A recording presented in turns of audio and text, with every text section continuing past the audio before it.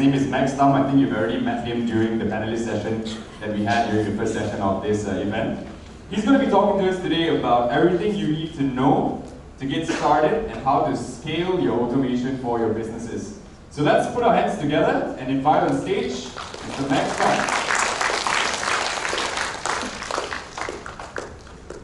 Thanks so much. Right.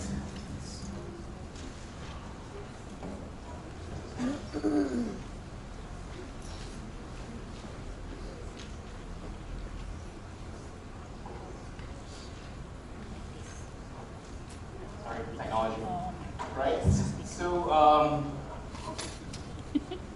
late afternoon to everybody.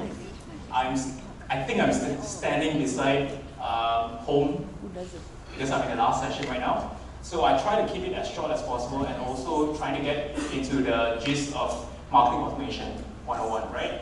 So can I just have a show of hands? Who is actually business owners over here? Right. Who runs ads and do the marketing strategies here? Right. Who is a business owner and also do that as well? Okay, there is actually a very big mix of hands here. So I'll try to keep it as short as possible in this case.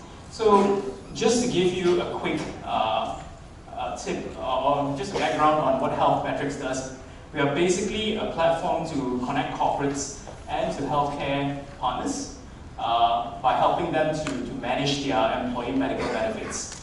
So you see the employees down there. So we are actually more on a B2B space as compared to an e-commerce where sometimes it's B2C, right? So part of the Health Metrics part, okay. We then move into the realms of what is marketing automation. So does anyone has any idea what marketing automation is? I believe the last 3 masterclass would probably give you a good idea of a mixture of inbound and also outbound as well. So marketing automation in the simplistic thing is basically anything that your marketing team is doing, or even sometimes we talk about sales as well, that can be automated. It is automation, right? So this is something that our CEO Alvin always mentioned, right? Anything that takes more than 15 minutes of your time is cyclical in nature. So if you do it every day, or every week, or even every month, you need to automate it. Okay? So that also depends on what kind of cost of the automation is. So if a person that you bring in is, in terms of human capital, costs you 2,500 ringgit, and your cost of automation is probably 20,000, it's probably not the right means of doing that anyway.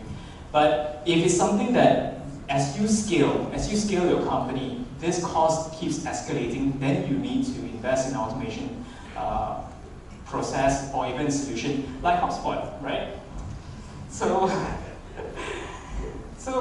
we in Health Metrics actually do a lot of newsletters. We do a lot of landing pages on a regular basis, right? So we have things like newsletters for our healthcare partners. We also have newsletters for our corporate clients as well. And so this kind of newsletters are actually quite regular, right? Newsletter is a good way for you to look into engaging your clients. So if you see your click-through rate for newsletter is dropping, something's wrong somewhere. Because it's a gauge, it's a dipstick for you to gauge whether your content is actually relevant.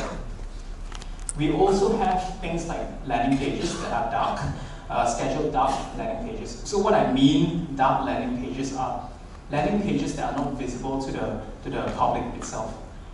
Why? Because we are in a business where the industry is pretty niche, so we don't really need everyone that comes to our comes to our website, sees the landing page anyway. So same to certain niche markets as well. This landing pages serves as a means for your sales to engage digitally. So whenever they go out to talk to clients, they can actually use certain landing pages. Up to certain offers itself, you can put it as dark or even events as well. And of course, prospecting emails. Anyone does cold calling here? Anyone does cold emails?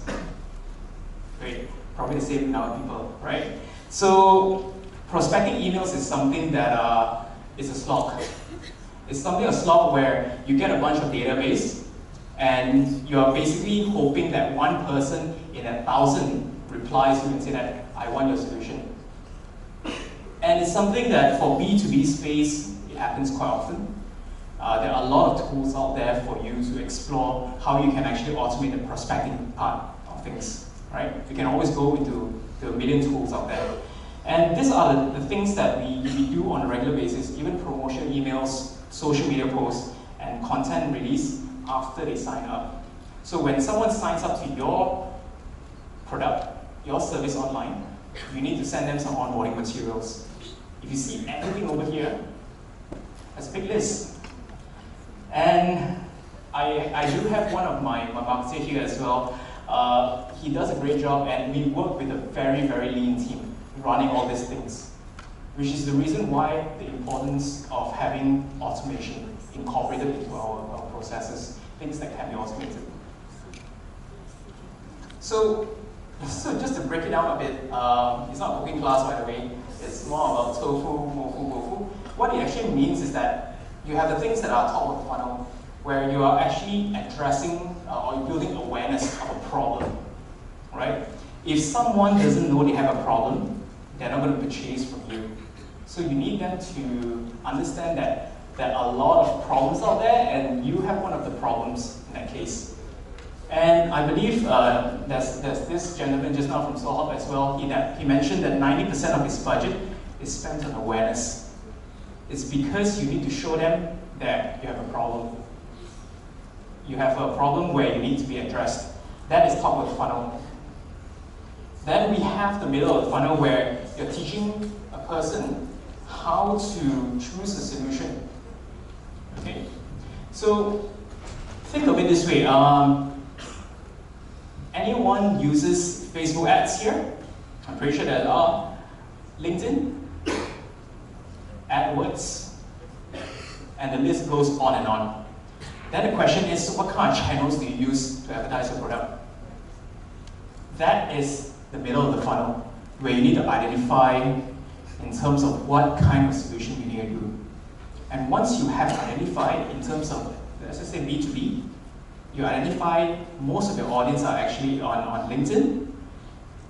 That's where LinkedIn needs to do their job in explaining why their product is actually best for them, best for you to promote your product in that case. So as for all those business owners out there, I think this is one of the ways that you can actually drill down to what kind of automation you want to use. And of course, the tools are immense. There are a lot of tools for marketers to use. We are spoiled for choices, especially for even sales as well. We are spoiled for choices. But not every single tool out there fits the requirement of what you need. Okay? So this, by the way, this one is actually a working infographic as well, where they actually update it quite often. I think I got it in March 2018. So this is something that you can look around and see that what kind of tools that you have out there. And there are immense amount of tools out there for you. So if we go towards the top first, we talk about attracting more visitors to your platform. When we attract more visitors to our platform, it's really about casting a net as far, as wide as you can, and attract as many people as you want. Okay?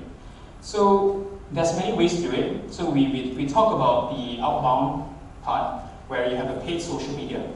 So you have the Facebook, LinkedIn. Then after that, you have the search engine marketing space. In this case, would be AdWords. That's where Matt actually mentioned about all the different ways, all the keywords that you can actually find based on your niche. So that's the SEM part. And of course, this is interesting because this is what we can actually get a lot of value from, especially niche markets. So niche markets are more about, are there any trade show conferences that actually publishes certain magazines? So when you actually negotiate with them in terms of what kind of conference that you want to join, in terms of a sponsor, do ask them whether you can also advertise in their magazines, because those magazines are being circulated around, so you can actually get that part as well. And of course, we have the blog articles and cheat sheets out there. Has anyone consumed anything from HubSpot, by the way, in terms of ebook templates out there? So interesting thing is that the first time that I actually stumbled across HubSpot, I had one problem. I didn't know whether my customers are opening my email. Anyone faced that problem before?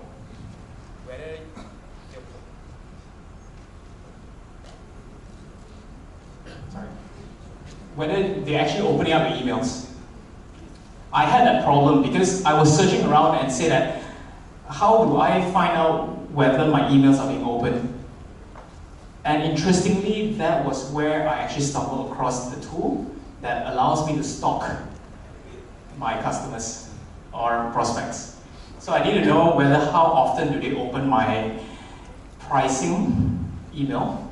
I need to know how many times they open up my proposals. So those kind of information are pretty relevant for you.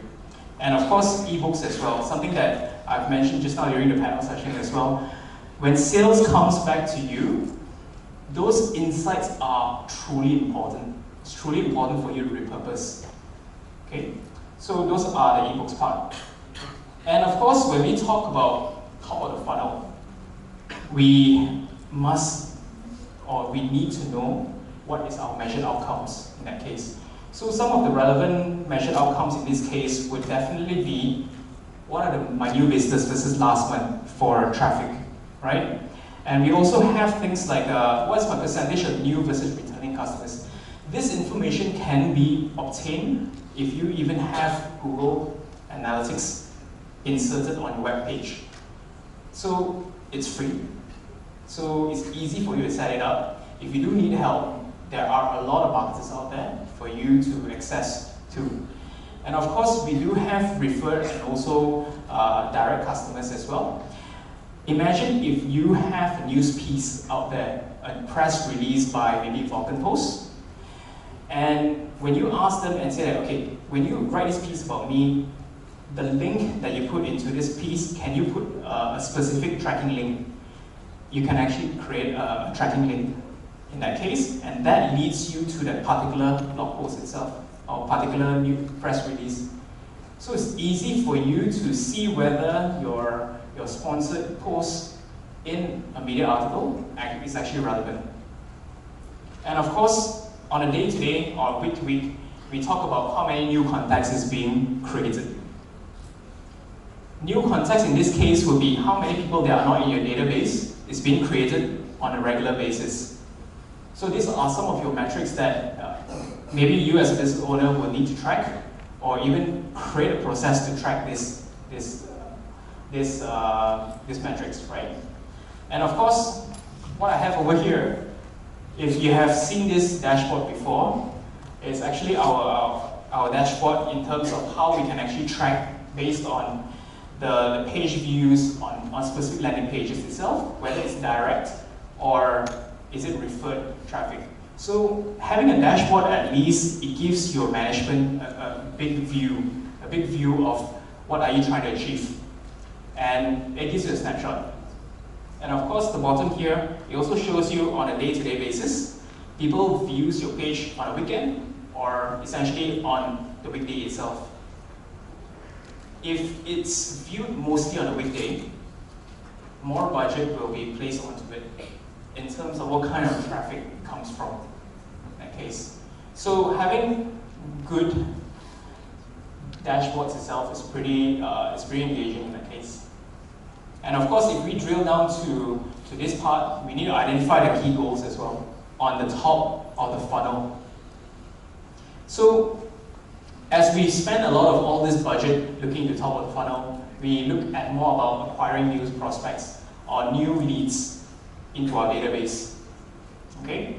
And of course, establishing a thought leadership in this space, it's pretty important as well. So imagine a point where you're spreading your content out there to cast the net as wide as you can, and hoping that more people actually land to your page.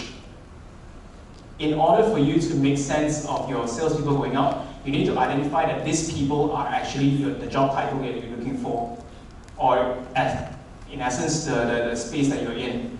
So how does this actually work for marketing automation? Is that the forms that you place on your website needs to identify based on your job title.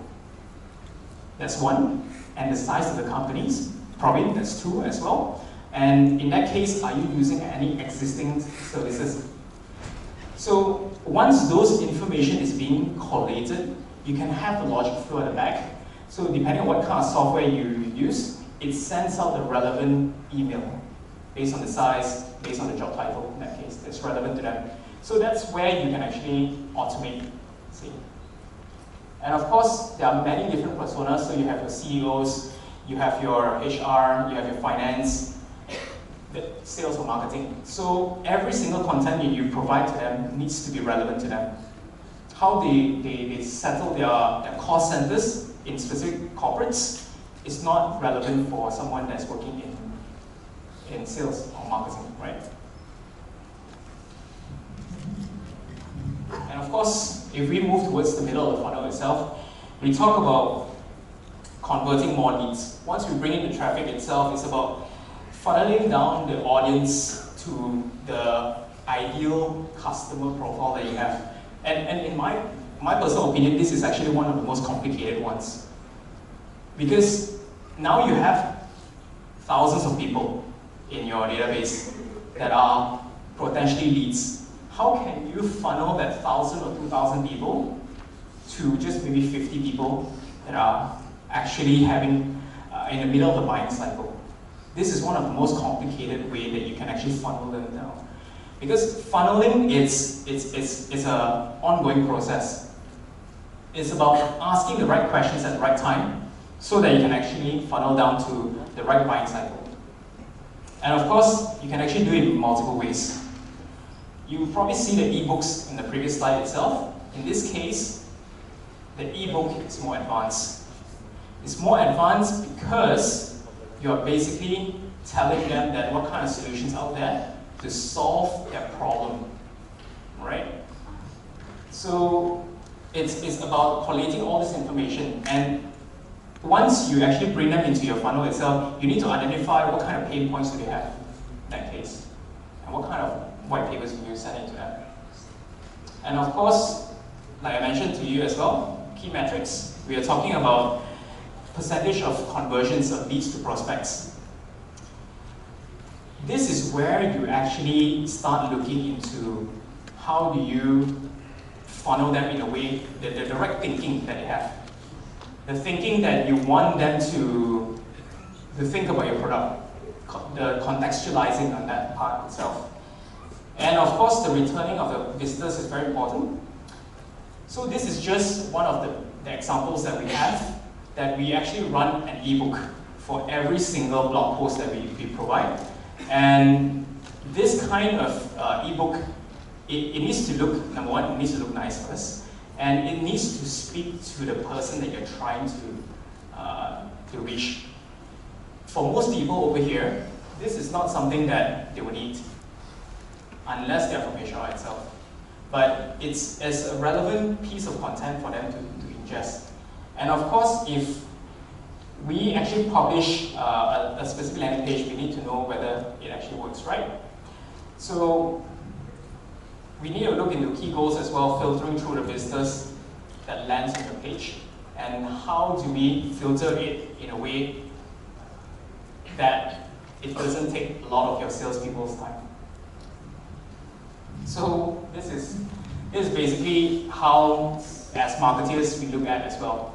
If they are not the right persona, they are not the right customer, or even prospects, they shouldn't be even funneled down to your salesperson as well. Because salespeople are actually very expensive to be on the ground. So you need to only give them very qualified leads after you have qualified them from the marketing side. And of course, we look into the bottom. It's not about always be closing for sales. It's also about giving them the right offer at the right time to make that decision. When they reach a certain point where they understand that there are multiple solutions out there, you need to tell them that this offer that I'm providing to them is a good offer, and this is the reason why you should take this. So once you have actually warmed up, this is where you go for the kill, right? And of course, this is where you can actually go with multiple ways. You can actually give them a free assessment, a free consultation in terms of what kind of problems do they have, identifying the problems first before you actually give them a tailored approach. And of course, you need to give them an evaluation of their current practice and how can you make their life easy to transition to a new service. And of course, a free trial. You've probably tried many different softwares out there that they say, okay, just put your information here, you have a 14 days free trial or even 21 days free trial for you to try it out. So these are some of the ways that you actually look for. And because we are going for the goal itself, we need to know that how long does it take for us to convert someone from a lead to a customer? And of course, we need to know that if you're bringing in a customer in that case, what is the contract value of that corporate itself? Does it make sense for you to spend 10,000 ringgit to acquire a customer? If the long-term or lifetime value in that case is probably 50,000, so it probably makes sense. Okay. And of course, we have a lot of abbreviations here. So the CAC here, in a sense, is called customer acquisition cost. So we have a customer acquisition cost. That's how much you spent in the beginning to acquire this customer. Then you reach a point where you have the CAC payback in terms of at what time. This is the payback period.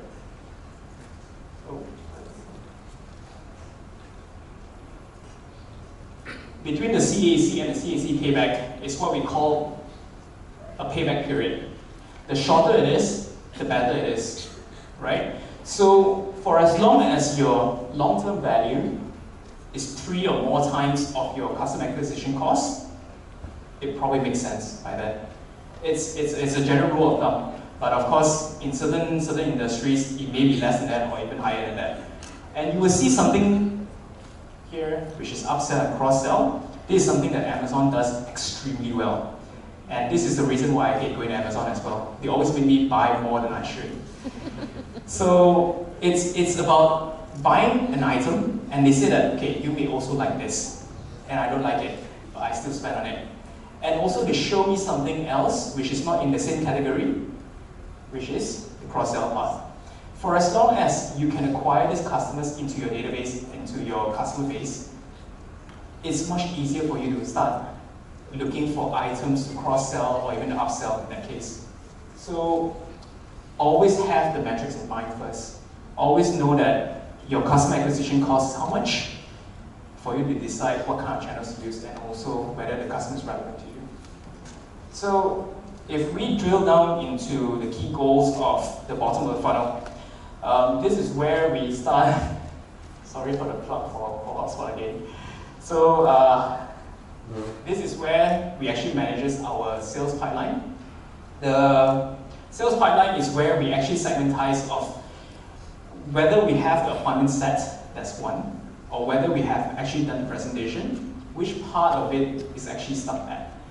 So on a weekly basis, at least we know that there are 10 opportunities, 10 corporates that needs to be followed up, or even to be sent proposals. Proposals usually should be sent on the same day itself.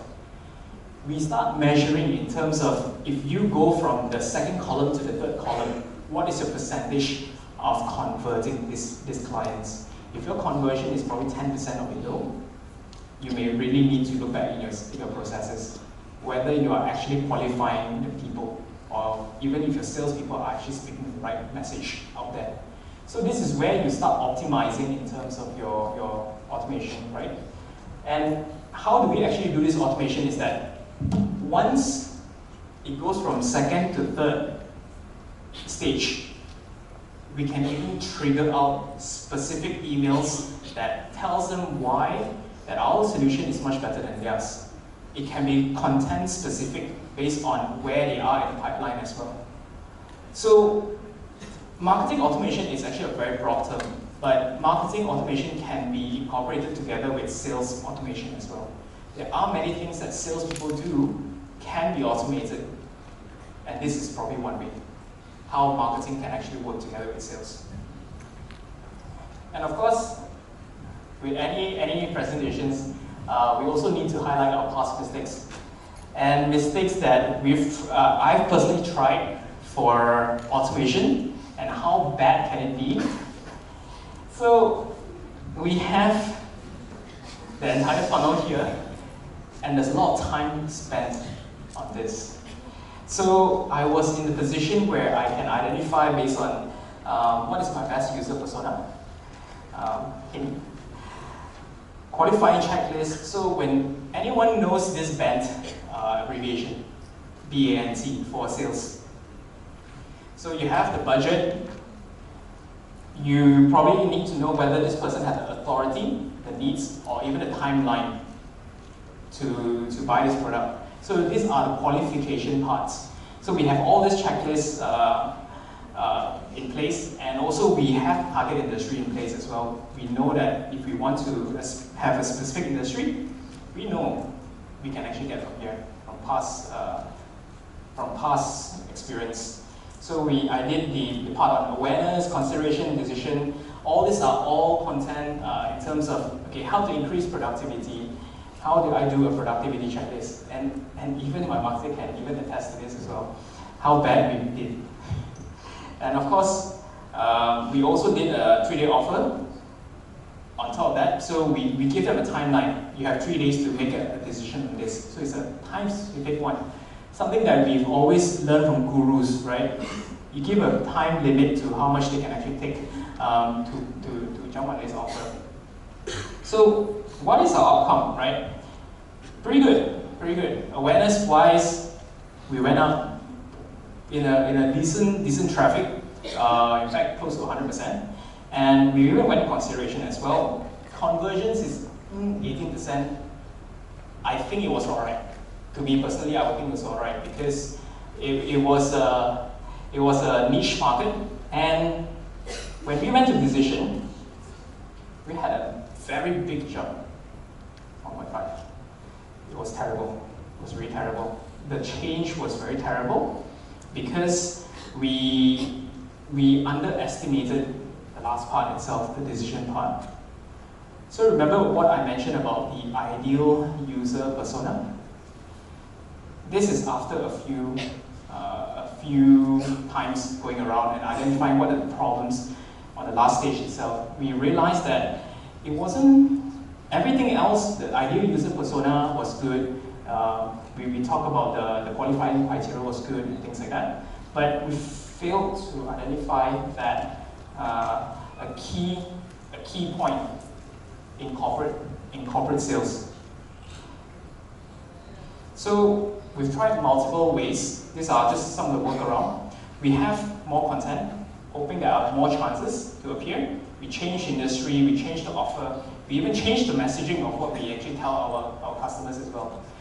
So we changed a lot of things, right? We changed quite a bit.